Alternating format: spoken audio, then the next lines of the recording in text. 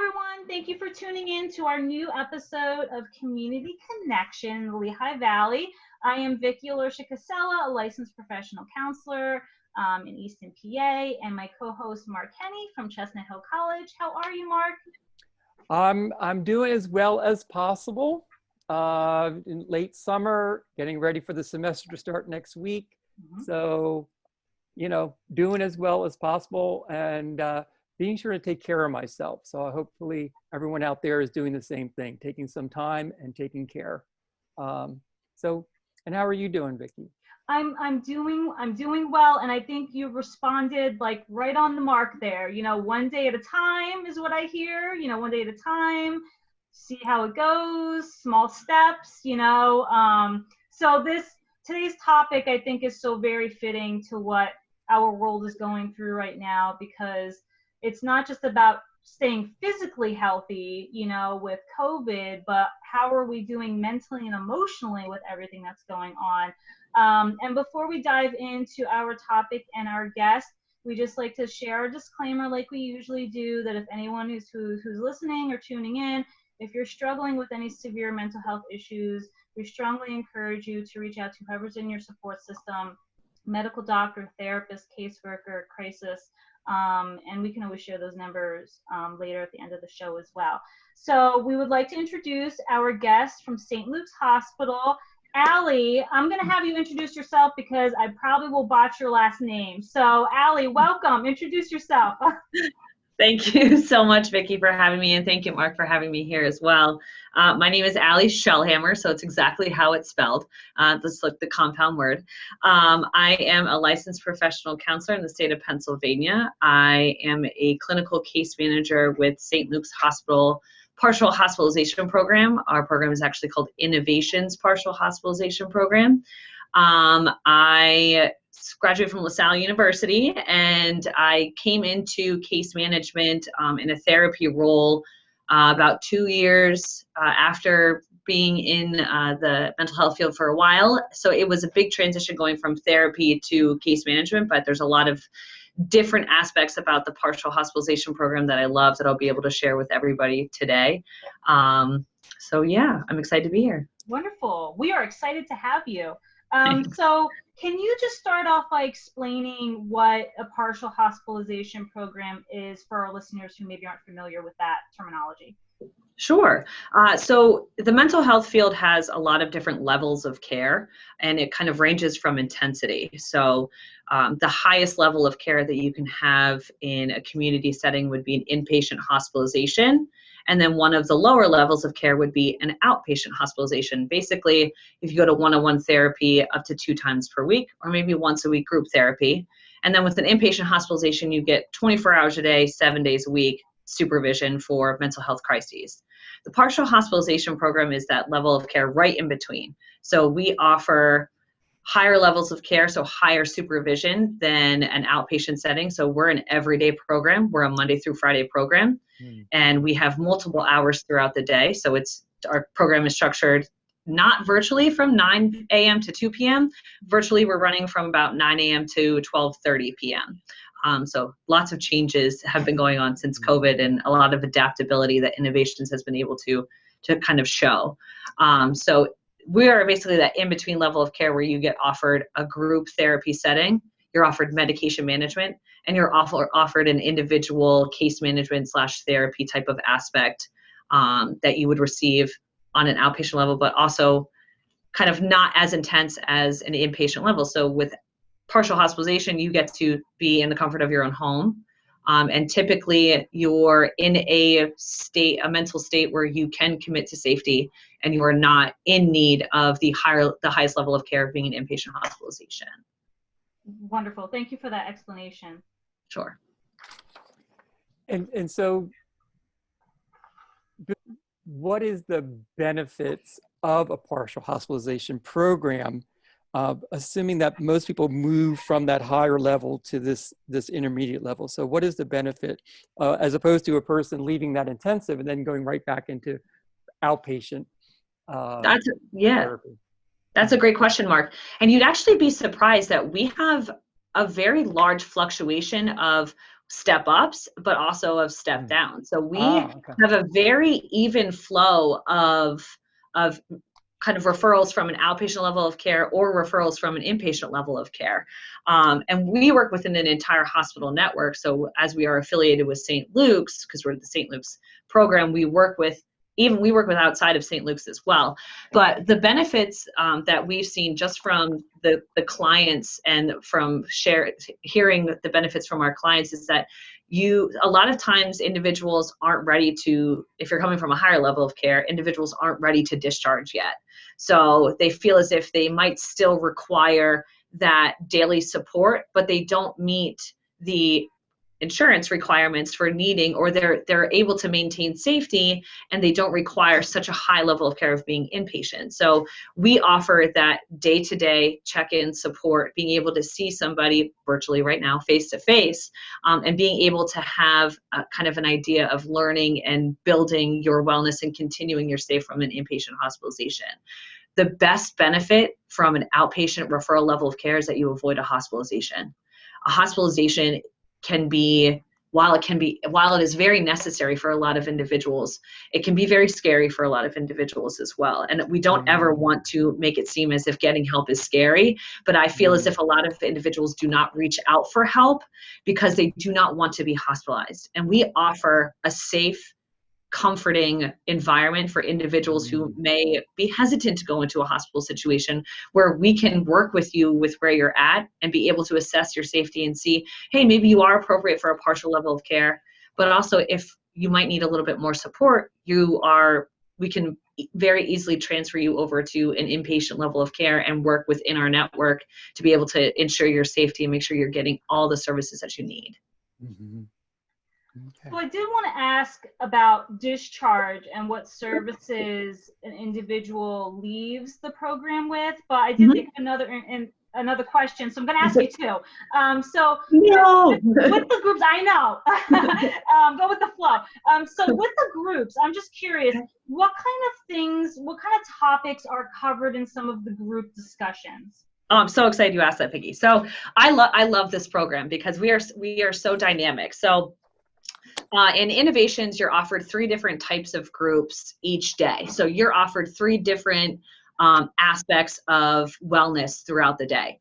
Our program here, we actually have 2 Innovations programs. We have a location up in Bowmanstown, which is one of our newer programs, and then we have our one in Bethlehem that's been around for a significant amount of time. So within both of those programs, we have an allied therapist. At our Bethlehem program, we have a certified music therapist.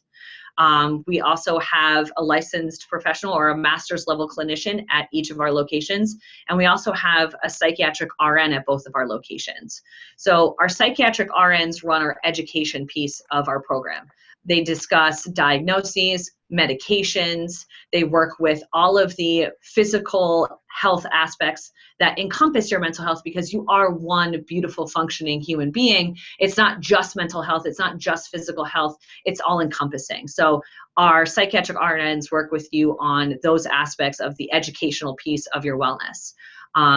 As a licensed professional counselor and as a master's level clinician, we do the therapy aspects. So for me personally, I pull a lot from acceptance and commitment therapy, cognitive behavioral therapy, and a lot more evidence-based practices to develop my own curriculum, as well as our own open-ended groups. So it's very individualized, because that sounds a little wonky to say in a group program, but we meet every morning to discuss the needs of the group, and then we tailor our groups to see what all of our clients need. So last week I worked on cognitive diffusion and being able to separate your thoughts from your feelings and be able to kind of separate yourself and create cognitive flexibility. And then this week we're working on emotional acceptance and learning more about emotional avoidance. So the therapy aspect can be fluctuating and meet the needs of the individuals. And then so my boss, Susie, she's been in this program, therapist in this program that I've ever seen. She's been here for over 20 years. She's a published author. She created an entire dialectical behavior therapy curriculum through music therapy. So she teaches DBT skills in a music therapy platform, and it's astonishing. I just got feedback from a client who talked about the benefits of learning it through the music therapy lens and being able to apply it to everyday life. That just the things that Susie does, and the little ways that she ties things into relatable everyday life, but you learn the skills. It's amazing to see what she has done, and it's been really awesome to be able to like advocate for individuals to come to our program just because we have that aspect. So. And then so she has branched to be able to have our Bowmanstown clinicians do like similar things as well. So both programs do kind of have a little bit of different flow and different vibe because we're all different clinicians and come from different backgrounds. Yeah. But the heart of it is the same, that you get an education group, a psychotherapy group, and an allied therapy group. And sometimes we mix it up too when we have our reserve staff. We have an occupational therapist as a reserve staff. Wow. So she does well, the virtual setting is a little difficult, but she's been flexible. She has been able to kind of integrate occupational therapy into a psychiatric setting and be able to create groups that way. We also have we have a bunch of different reserve staff who bring in like different views from some of them are greener in the field, that they are just graduating out of grad school. 2 of them were actually our interns in the program, which was neat to see them come back and be a part of it. So you get a lot of different background knowledge from a lot of different clinicians, which I think is a really great thing that we offer here at Innovations. Mm-hmm. I have so much feedback based on what you just said, but like, all right, we'll need another half an hour for that. But just like, I love that you focused on the word wellness. I love how you said like the needs of the group. Absolutely, because everyone is, I mean, you might be all dealing with depression, but there's still so many other components that feed into that. The music therapy, because so many people like learn from music and art, you know, and just like being aware of all those different ways that a person learns, and just the CBT, and oh my goodness, can I come in and like be part of your group? That's fantastic. I love it so much. So when an individual is discharged, then they have all this information that they were just educated on. And anything else in addition to that? So with an individual coming into our program, they're assigned an individual case manager. Okay. So that would be the person that sees them through their journey through wellness, being here at Innovations, that from start to finish. So with discharge planning, part of our initial assessments are assessing for services and assessing for need, and seeing what types of resources that individual already has, what types of access to resources that individual already has, their insurance, and then kind of assessing for any barriers that might persist throughout their treatment, and being able to see how we can work with those barriers. So if an individual doesn't have therapy or medication management, it's our job as case managers to assist the client in establishing those services. We work with insurance companies. We work with the needs of the client to see what type of fit it would be for them. I know I have worked. Oh no, can you see me? Okay. Yeah. Oh my God, it blocked out for a second. No, technology. Yeah, gotta love it. So I know I've worked diligently with some individuals who have a diagnosis of obsessive compulsive disorder and require an exposure response therapist. And I have worked with insurance companies to create single case agreements for an entire year of individual services, because all of the EXRP therapists that were like trained in EXRP were not, which is exposure response therapy, were not in network. So I was able to work with the client and work with the insurance company to establish an entire year of services for evidence-based practice to continue to help them work on everything that they really needed to do to be able to continue with all of the work that they already did at Innovations. So when we say we work with the client to get them exactly what they need, we really do try our best. We can link individuals to case managers if their insurance cooperates with that, to wellness recovery teams, to peer specialists. The only challenge that we really truly have with individuals is if they do not have housing. We don't necessarily have the travel resources, which we have no travel resources, to be able to help individuals access any type of housing resources. So we don't have those types of connections. We don't have the ability to go out and work with a client in the community to establish housing. And we typically say that if housing is your number one priority, having a stable home is your first step to then be able to come to us and even if they don't have the appropriate housing, we have worked outside of our realm to make sure that they're connected to services so that they can establish housing and then come to us. So we really make sure that everyone, no matter if you're admitted to the program or not, you really get exactly what you need. Yeah, it sounds like your program really is that bridge between the hospital and the community. Yeah, that's what we aim to be. Yeah. That seems like a lot, though, what you were explaining. It seems like a lot of responsibility and a lot of work trying to get all those systems to work together. Yeah. On behalf, so you're actually even being advocates for your clients throughout the process in order to ensure that their growth continues past the time that they work with you. Yeah, absolutely, Mark. And we work a lot too on helping our clients become their own advocates. That one of the foundations that we use is a wellness recovery action plan. And one of those aspects is advocacy and being able to learn how to get what you want, what you need and deserve in life. And even underneath that, having the basic understanding and acknowledgement that I am worthy of getting what I want, need, and deserve out of all of this. So yes, we advocate as much as we can for our clients, but we really push them to also be their own advocates. So once they're out of innovations and they've graduated from innovations, the work isn't done, they're still able to carry that skill throughout and be able to continue to get what they want out of their life. So really about empowerment. Yeah, we try. Yeah. Just so, I guess for people in the community not understanding, how long is a partial program? Like, what would they expect if they had a loved one who was in such a program? What's sort of start to finish does it look like for a loved one who has a family member or partner in a partial hospitalization program? Absolutely. So we typically tell clients to expect to be with the program for roughly 10 treatment days. So that's about 2 weeks. That all depends. We are a voluntary program. So that means that clients have free will to be able to choose whether or not they want to come.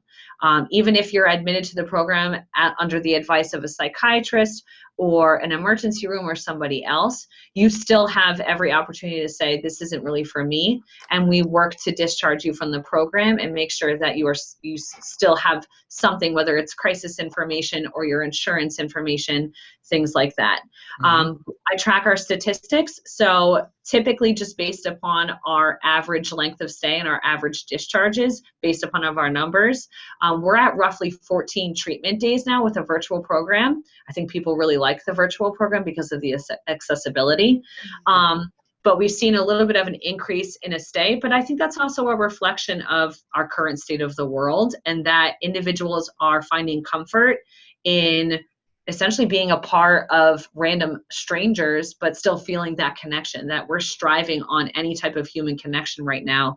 And a lot of people are getting that from our innovations program. So anywhere between 10 to 14 treatment days, but that's also dependent upon insurance as well. We've had a lot of success with telehealth and being able to continue to offer a telehealth setting to remain safe. And we're accepting new referrals and all of that we can get into that later of how to access our program. But for the most part, we advise individuals to expect to be here at least 2 weeks.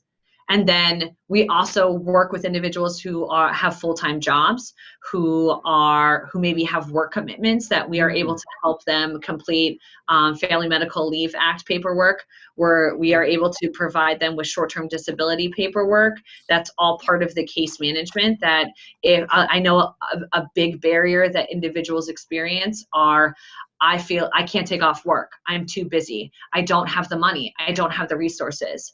But we make whatever resource available to you, we try and make that happen. That if your job is offering you short-term disability, we make sure that you get it. If your job is offering protection for your job, we make sure you get it. And if you're not wise on how to navigate all that, guess what? We are. That's our jobs. We're the professionals. Mhm. So we're there to sit with you and make sure that you can walk your way yourself step by step into making sure that you get the help that you need.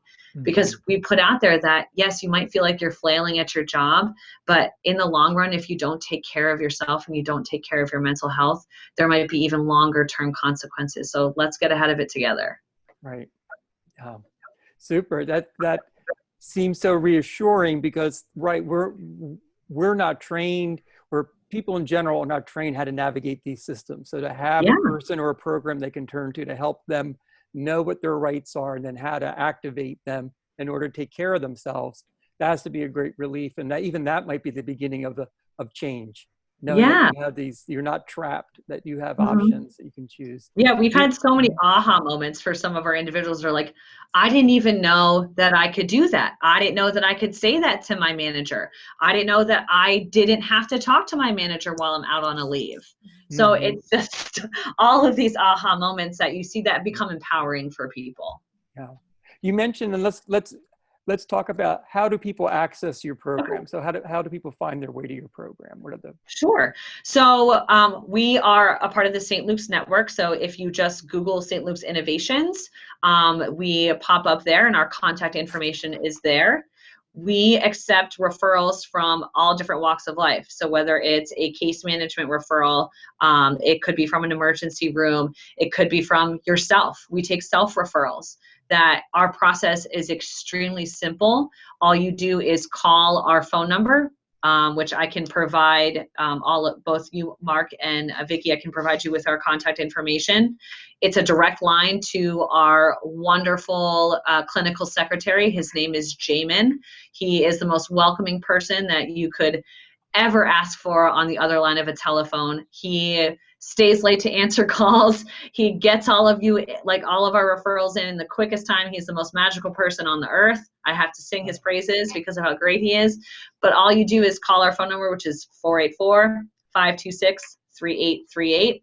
And you just say that Jamin will answer the phone. St. Luke's Innovations, this is Jamin, how can I help you? And all you have to do is explain your situation and what's going on. You can say you heard about our program from the Community Connections. You can say that you heard about it from a friend. You can say, I Googled it, or I called my insurance, or however you got here. We don't care. We want to help you figure out how to get better. So it's a pretty quick intake assessment form. And it's just a couple questions that he answers. Right now, we're typically sending stuff over email because it's just easier for individuals, because sometimes they don't have the time, but they can just fill it out and email it back, or we can walk through on your phone. Your therapist can do it for you. Basically, any supportive person can do it for you. We are right now just an adult program, so we only accept individuals 18 and older. Okay. And typically, the individuals have to have insurance. We don't really work well with out-of-pocket and out-of-network type of deals. We do have a billing specialist, Lisa. She checks your benefit for you, so we advocate with the insurance companies.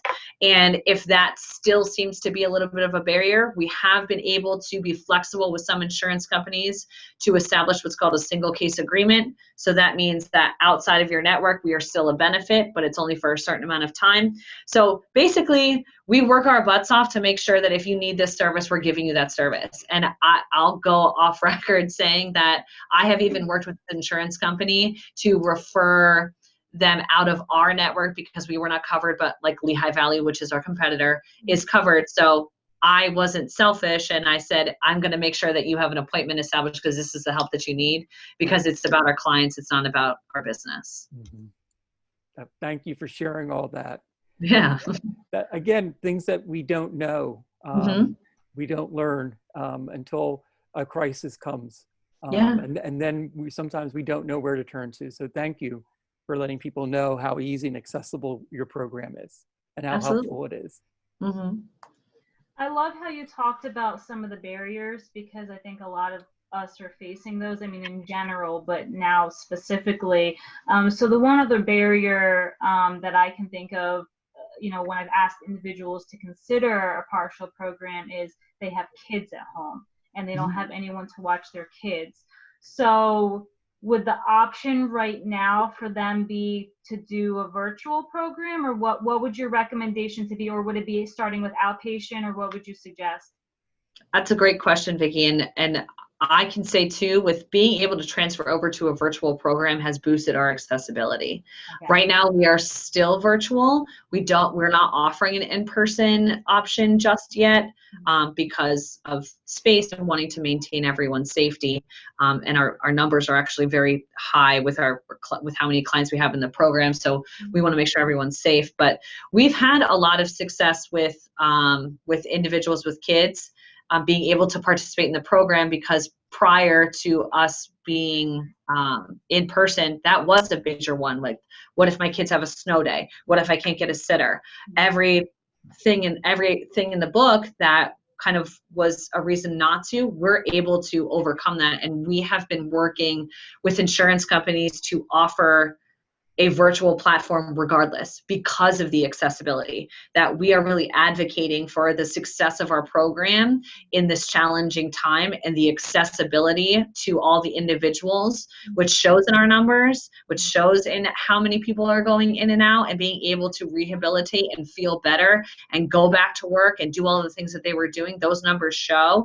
But being able to offer the services on snow days, on days that you don't have a sitter, on sick days, on whatever days that you might need, just because we're a virtual option, we're being able to offer the help, and we're really trying to make that happen across the board, even down the line when COVID is not as extreme as it is.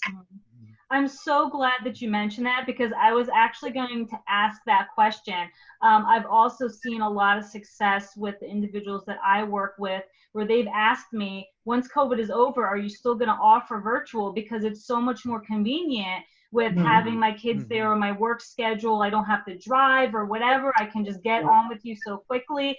And I get it. So I kind of feel like this might be a blessing in one sense of what's going on, is us seeing other opportunities to be able to help those individuals in the community where maybe they weren't able to access those services so easily. So I appreciate that you shared that as an option. Absolutely. Great. Last week we had a school community person on, and we were talking about schools being sort of the hub of a community. And what comes to mind from my experience of the year is that hospitals also are another hub, or healthcare systems have become another hub. So if someone needs mental health assistance, but they can't be in your program or attend your program, what else does St. Luke's offer in terms of, alternative to members of the community around mental health? Yeah. So we offer a variety of all different levels of care for mental health services. So we have 3 different outpatient offices. We have actually in my building, Innovations is part of the outpatient office of our SLPA, which is St. Luke's Psychiatric Associates, which also offers medication management services as well through psychiatrists, NPs, and certified clinical nurse practitioners as well, CRNPs. And we also have a location in Allentown. Actually, I lied, we have 4. We have a location in Allentown on 2 Street for outpatient services. We just opened an outpatient services link in Phillipsburg near our Warren campus. And then we additionally have one in Bowmanstown, where we have a couple outpatient offices there with our Bowmanstown program. We also offer inpatient services at a variety of different campuses. We have St. Luke's, Quakertown. We have our Naden Houghton in the Lehighton location. We have our Anderson campus, and we also have our St. Luke's Sacred Heart campus in Allentown. St. Luke's did also, we do also have this amazing program called Integrations, which is a community mental health outpatient services built into our PCP offices. So we have licensed professionals throughout I can't even tell you how many, but so many of our regular physician offices, just your regular doctor, also house licensed professionals to help you with counseling. It's more so, it can be a long-term solution, but it's also that short-term where we can do last minute, sometimes like our clinicians can do last minute appointments where a PCP could say, I don't really have this specialty. I think my client needs help. I think this person needs help. Do you think that you can see them? And our clinicians through our integrations program are amazing. They'll double book themselves just to be able to make sure that somebody gets the care that they need. And a lot of the times we'll then get referrals from the integrations program, and then we'll discharge back to integrations and we'll help them long-term plan. So St. Luke's has become a very fluid system where if you have care already established, we work to get you back there and be able to work with you in that environment, that if you want to go back to your outpatient therapist, yes, we get you ready and we get you back there. And then if you ever do have to come back to innovations, that's okay too. We look at it as a way to get a refresher, that sometimes I need a little bit of a boost and sometimes I need that flu shot. So I'm going to come back to innovations. I'm going to get a couple skills in my back pocket again. I'm going to remind myself of what worked for me in the past, and I'm going to do it again. And then you get back out there. Right. So we found a way to be very fluid. So St. Luke's offers a ton of different services between outpatient, inpatient, partial. And we also have a school-based program that we have contracted with throughout different school districts. I think we're in 7 school districts now, where we have licensed professional counselors and LCSWs in the school-based system in different schools, as well as medication management to be able to access services directly in the schools. So that's a new program that was kind of launched in the beginning of the end of the school year last year, and now we have just completely expanded and exploded into a bunch of different schools. So it's been a really neat thing to see flourish. What's the name of that program called? The school-based? It's called YESS, YESS. Yeah. So those clinicians, their role is to go into schools and to provide mental health services in the schools? Yes. Wow, yes. That's great. Yeah, that was all contract, like St. Luke's was able to bid for the different contracts with the school districts. Okay. And that all kind of happened in the last 8 months, 9 months. And we've been able to start integrating back into the schools. And even now, with schools being virtual, we're still able to establish that care.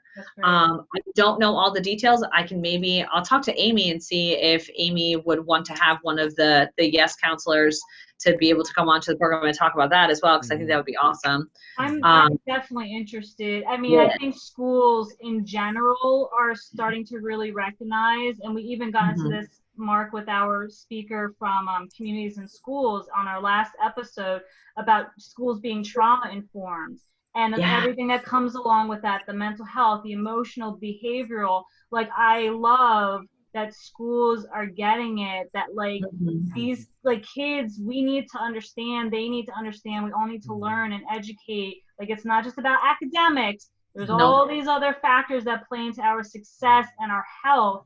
So that's great. And also with you saying about the therapists in with the medical doctors, I love to hear that as well, because I have individuals come in who say, well, I went to my medical doctor and they did this mental health screening and I said I was depressed, and I said, oh, okay, good. What happened after that? Well, nothing. And I'm like, oh, okay. And that's nothing against physicians, because I understand like they're trying to do so much as well. But I think once again, that just kind of shows why integration is so important. You know, that we need to be able to work together, physical and mental health. We're not separate. We need to be together. Okay, sorry, go ahead. This is just all very exciting. But on top of that, we've seen such fluidity between like the knowledge base of our physicians and of the types of services that are available just within the own network that they work in, that from talking to an integration specialist, they realize that they have a partial program. And we have such an expansion of like residents, and we have such a great education program because we're a teaching hospital. So being able to see all of the different services that you're open to just from being in the St. Luke's network, it's really great to see the education of like you said, of the physicians being to say like, oh, my client, my patient now scored a high score on a depression inventory. Maybe it's time for me to refer them to our integrations program, and maybe they need to go to a specialist for medication management. And just the overall like overarching care for our individuals becomes so much more specialized and so much more individualized Mm-hmm. that our clients benefit so much more from that, that they don't feel as if they're just a statistic or they're just a number. There's someone that someone genuinely cares about. That if I'm telling you I'm referring you to a specialist, to this program that's going to help you with your direct needs, that means that you're listening to me. That means that you're really, that I'm being heard. And that's for the most part of what people just want. They just want to be heard. Absolutely. Yes, exactly. Exactly. Thank you for that. And thank you for educating the community about that change, because there's some people who, just look at these buildings from the outside and don't necessarily understand all these changes that are taking place in the community. And there are various access points. And even if you don't get into the right one, that person can point you into the right direction to get the services that you need. So no matter where you enter in, you're eventually going to be, someone will help you navigate through. So I think it's just so important to put that word out, because some of us come from a generation that all these professions worked in isolation. And this is certainly a change in the systems that people may not be aware of. So thank you for explaining all that to us. Of course. Mark, did you have any other questions? Or Allie, was there anything else that you wanted to share, or just contact information at this point? Sure. So you can so I said before that you can contact Jamin for any questions that you might have. You can also contact our intake department, which is for outpatient services, for medication management, for therapy. That phone number is 484-526-2400. And that connects you with a professional intake coordinator, and they have a background in mental health. So they're able to kind of do a little bit of an assessment, talk to you about what's going on, and then they're able to connect you with the right level of care that they believe that you need, whether it's an outpatient therapist, or it might be a higher level of care, like coming to our program, and they access your location as well to make sure that the services that you need are accessible to you in your area. Wonderful. Okay. Yeah, and then our innovations number again is 484-526-3838. Awesome. And you can check us out on our St. Luke's website. If you are ever in the Bethlehem area and want some flyers, you can stop by. We can give you a tour of the program, all of this stuff, and be able just to talk to you about any other questions that you might have.